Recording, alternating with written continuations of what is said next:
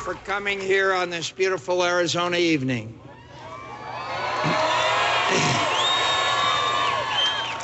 My friends, we have come to the end of a long journey. The American people have spoken, and they have spoken clearly. A little while ago, I had the honor of calling Senator Barack Obama to congratulate him, to congratulate him on being elected the next president of the country that we both love. In a contest as long and difficult as this campaign has been, his success alone commands my respect for his ability and perseverance. But that he managed to do so by inspiring the hopes of so many millions of Americans who had once wrongly believed that they had little at stake or little influence in the election of an American president is something I deeply admire and commend him for achieving. This is an historic election, and I recognize the special significance it has for African Americans and for the special pride that must be theirs tonight. I've always believed that America offers opportunities to all who have the industry and will to seize it. Senator Obama believes that too.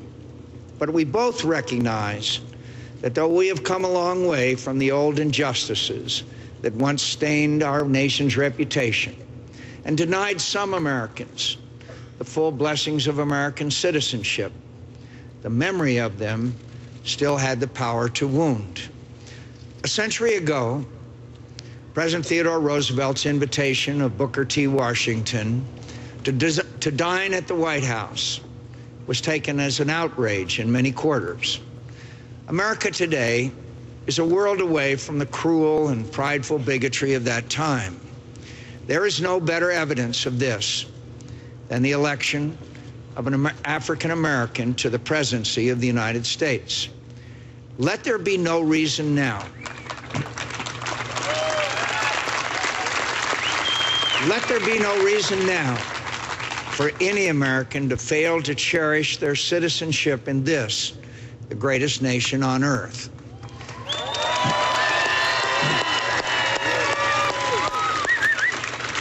Senator Obama has achieved a great thing for himself and for his country. I applaud him for it and offer him my sincere sympathy that his beloved grandmother did not live to see this day. Though our faith assures us she is at rest in the presence of her Creator, and so very proud of the good man she helped raise. Senator Obama and I have had and argued our differences, and he has prevailed. No doubt many of those differences remain. These are difficult times for our country, and I pledge to him tonight to do all in my power to help him lead us through the many challenges we face. I urge all Americans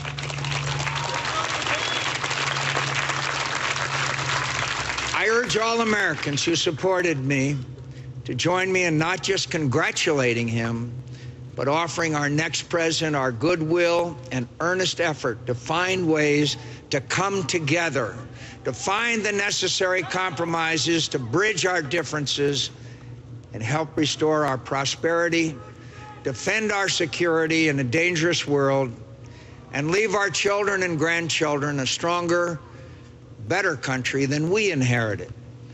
Whatever our differences, we are fellow Americans.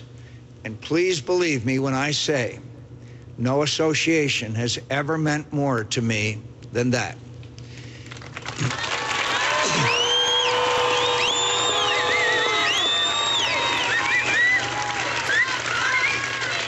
It is natural. It's natural tonight to feel some disappointment. But tomorrow, we must move beyond it and work together to get our country moving again. We fought as hard as we could. And though we fell short, the failure is mine, not yours. I am so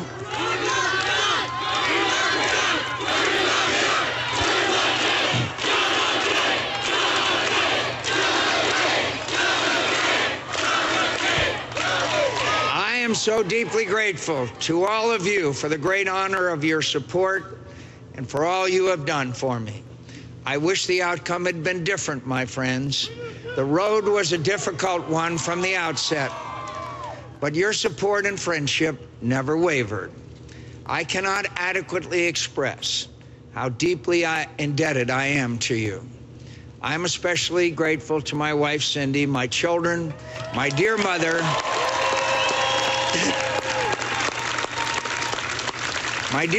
and all my family, and to the many old and dear friends who have stood by my side through the many ups and downs of this long campaign.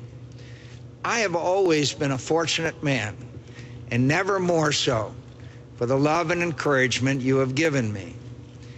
You know, campaigns are often harder on a candidate's family than on the candidate, and that's been true in this campaign. All I can offer in compensation is my love and gratitude and the promise of more peaceful years ahead. I am also, of course, very thankful to Governor Sarah Palin, one of the best campaigners I've ever seen.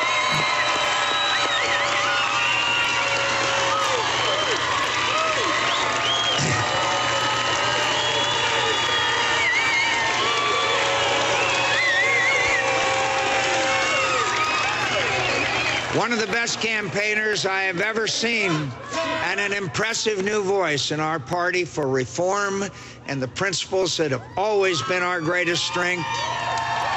Her husband, Todd, and their 5 beautiful children for their tireless dedication to our cause and the courage and grace they showed in the rough and tumble of a presidential campaign. We can all look forward with great interest to her future service to Alaska, the Republican Party, and our country.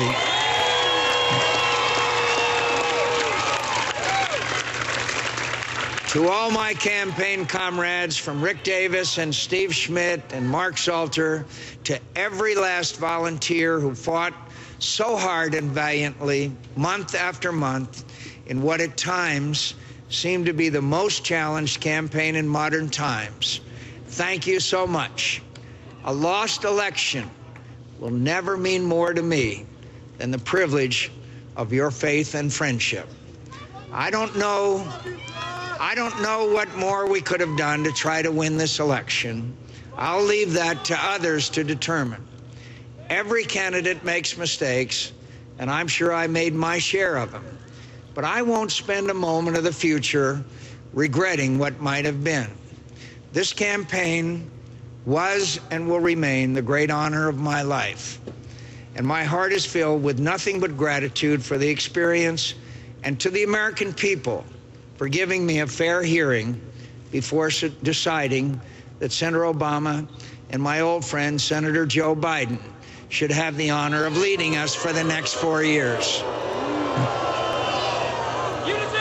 Please, please. I would not be an American worthy of the name should I regret a fate that has allowed me the extraordinary privilege of serving this country for a half a century. Today, I was a candidate for the highest office in the country I love so much. And tonight, I remain her servant. That is blessing enough for anyone, and I thank the people of Arizona for it.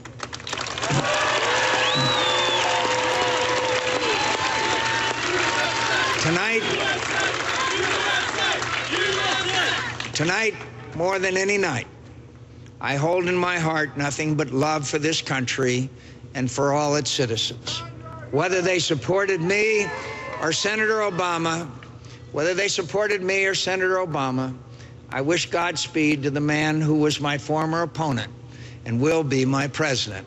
And I call on all Americans, as I have often in this campaign, to not despair of our present difficulties, but to believe always in the promise and greatness of America, because nothing is inevitable here. Americans never quit.